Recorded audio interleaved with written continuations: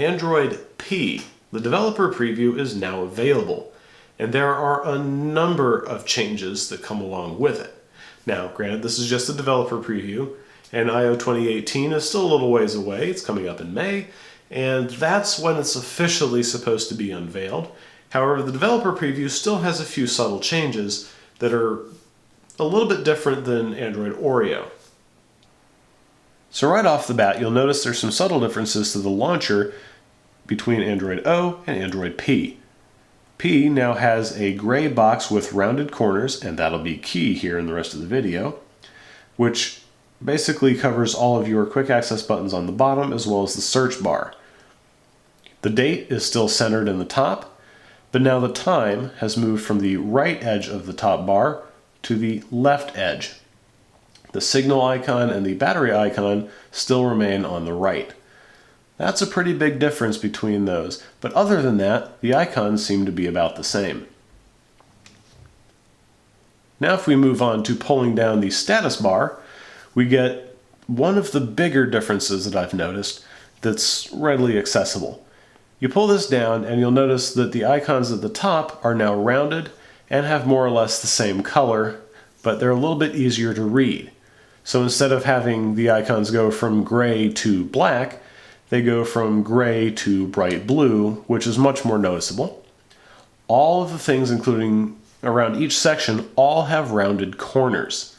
I kind of like this feel a little bit more than the old outdated square-cornered look, as well as everything's having a little bit more blue feel, and just feels, I don't know, a little more pleasant is the way I see it.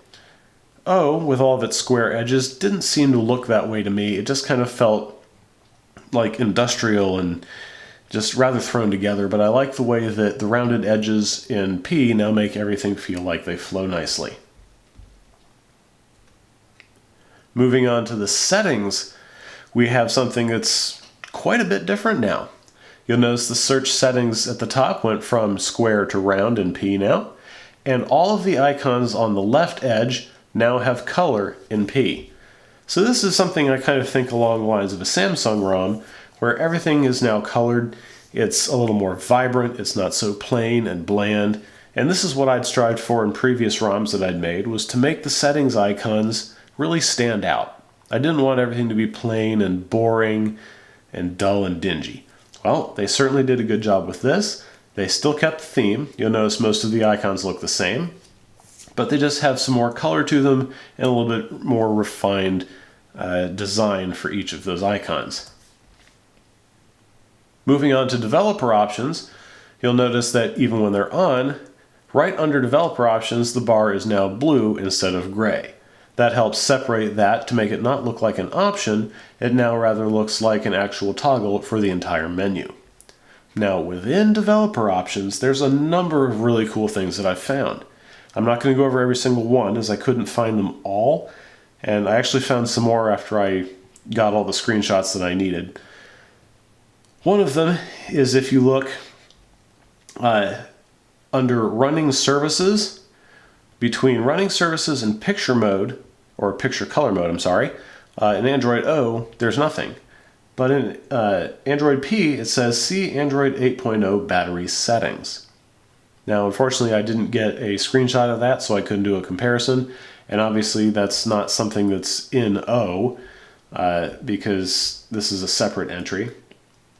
But I thought that, I figured a lot more things would be added in here and will probably be removed in future versions and even future developer previews for that matter.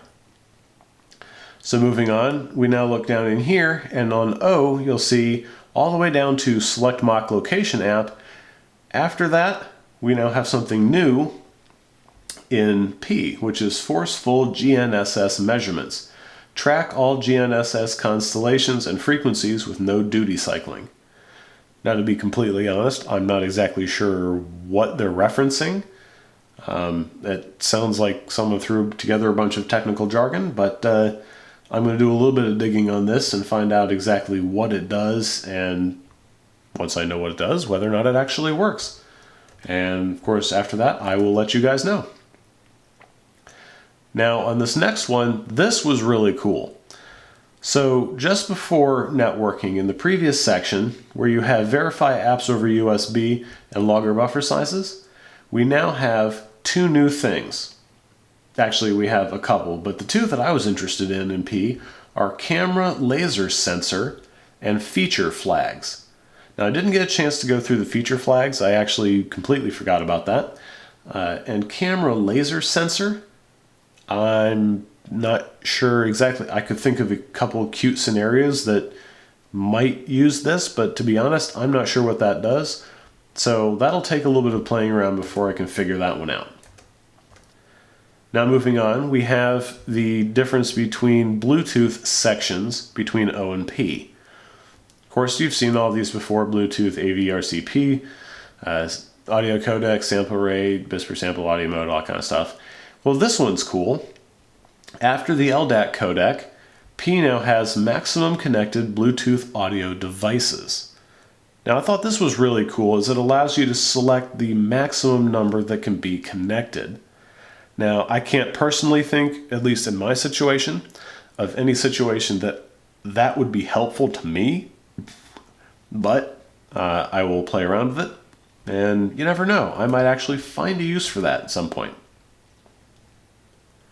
Moving on here to the About Phone section, they now have a slightly different way of laying this out. In O, everything was on a single page.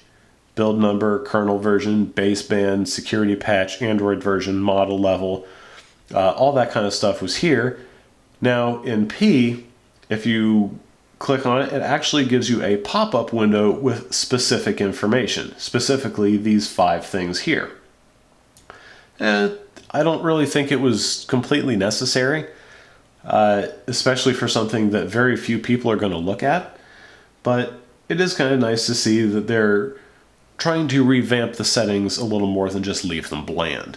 And that's a good thing in my opinion. I really like that they did that without going over the top, without making a really fancy window. This works. Rounded edges, again, I like how the theme flows. This was a really good choice in my opinion. Moving on, we have the battery section. So at first glance, not a whole lot's changed. The battery icon looks the same. The fonts are all the same. You have last charge up at the top. Screen usage since full charge. Now on the right, we have reduced power mode in Android P. I'm thinking that's the same thing as battery saver in Android O, probably with a few tweaks. Seeing as the text is still off, never turn on automatically, the text is the same. I'm going to assume it's actually the same thing. Again, I didn't get a chance to go into it. I needed my phone back in working order so that I can, I still have 2 more days in the work week before vacation, so I have to have my phone. But I wanted to get this recorded, and I'll go back in and I'll do some more of these when I get a chance. Adaptive brightness, sleep, all that stuff is available in Android O, and it was, I just didn't get a shot of it. In Android P, it's just farther down. So now we move on to again, this is the main part of the settings menu.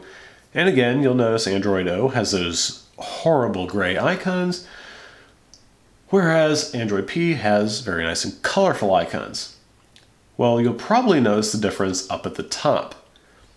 In Android O, we have that square notification up here that's telling me I have some things that it would like me to do. In this case, it wants me to take a tour. I couldn't get 2 things to show up. I used to in about every other setup, and I don't know why it wouldn't show up for me this time. But they simply show up one line after another like they do in the notification shade. Now in Android P, you'll notice that they have 2 side by side in little blocks that actually separate, and they no longer look like an actual menu entry. So it separates itself from the actual entries below it. That was a really cool thing, I thought. And I believe if they have more than 2, that they then scroll left and right, and the number just above it to the right also increases to let you know how many there are. Moving on to the storage section, for the most part, everything pretty much looks the same. Icons are the same, entries are the same, text is the same. But why did I show you this? This is Both of these are completely fresh installs and not updated at all. On the left, we have Android O, which has 22% used, 7.15 gigabytes out of 32. However, with Android P, the exact same type of setup, the initial setup with no updates from the Play Store, 6.61 gigabytes, only 21% used out of 32 gigabytes. So already, on initial install, Android P, which as far as I could tell has the exact same apps, takes up less space. So they've actually shrunk down the entire system, just a little bit. And I've tried to do that in my ROMs too. So they've taken up less space, which means for you, as the end user, you have more storage space in the end. That's cool, that's always a plus. Moving on, we have the lock screen. Pretty much everything looks about the same. Now there are a couple subtle differences. I know I've said before, with O you have the square boxes and notification, and with P you have everything with rounded corners and the rather blue and light gray color scheme. However, look at the clock. You'll notice that the date is only present in O, but in P the date doesn't show. Now that option may appear somewhere later. I haven't tried to search for it. But you'll also notice, if you really look carefully, that the clock in O, the text is white, it's bold, and it's just a little larger than the text in Android P, which seems to be a little smaller and also a little more dim. It's leaning more toward gray. It's not as bold and pronounced. So it's not quite in your face, and the contrast is turned down a little bit, which is a little easier on the eyes. And it actually kind of makes it appear a little bit smoother. It almost looks like the font got smooth just a little bit. At the bottom, you'll also notice that we don't have the microphone and the camera icons that were present in O. Only the little unlock button, but the text is now there in P, and it wasn't there in O. Not a big deal, as far as I'm concerned. Also in the top left, it shows Verizon Wireless in O. Now it just simply says Verizon in P. I'm on the Verizon network, and of course that carrier will change depending on which carrier you have. We now have the home screen where I use the power menu. So in O, we have power off and restart, just like you'd expect, which is definitely a change from Nougat, which simply had a pop-up window in the middle of the screen. I like how this was, and they started the idea with O with the rounded corners, but they didn't really carry it all too far in the rest of the theme. With P, it actually continues a little bit farther with that, but with the inclusion of a screenshot button below that. Again, carrying the rounded corners and separating the power functions from the screenshot functions with a slightly grayed out bottom section for the screenshot button. Moving on from this, we have the app drawer. Now, at first glance, not a lot's changed. You'll notice there's still those access buttons at the top row that aren't showing currently at P over here. But if you look all the way at the bottom, you'll notice that in O, it's solid gray behind the app drawer. But in P, there's actually transparency, and you can see the wallpapers, widgets, and home settings icons that were on the home screen. These show through on P, but they do not show through on O. Now, to me, that kind of takes away from the entire thing. I don't want to have to see the settings portion of it while I'm trying to view the app drawer. It kind of looks, I don't know, it seems to be getting in the way, and it's not something I really think should be there. I would rather be able to have transparency and maybe see the wallpaper from the home screen rather than seeing the settings icons. Maybe they'll change this in a future version. We'll just have to wait and see. Moving on, we also have the app details section for different apps. In this particular case, I chose Chrome to compare. And you'll notice in Android O, we have the disable and force stop boldly displayed at the top. You know what's what. And of course, it still has those slightly rounded corners, but it's still basically square. Now, if you look in P, all you have is a disable button. Well, that's because if you look at the very top right, that three-dot menu up there actually pulls down a menu that says force stop and uninstall updates. If there are updates to that particular app installed, it'll give you that option. It also gives the option of force stop. They put it all the way up there out of the way. It's a little bit of a hassle to get to, and I'd honestly rather see it down here in place of the disable button, as how often am I going to want to come in here to do a disable? The only reason I'm really going to be in here is to either clear data and cache or force stop. Disable is not really something I think is going to be readily accessible or something people are going to want to get to on any sort of regular basis. Moving on, we have the accessibility menu. Now, I thought this was a little bit odd. I had to do a double take on it because I wasn't really sure what I was seeing. If you look at O, you'll notice only some icons have, or some entries have icons. It's kind of like pick and choose. They're not really sure what they want to do. With P, well, they've added a couple more. It's only 2, but they're getting the idea. So obviously display size doesn't have anything yet.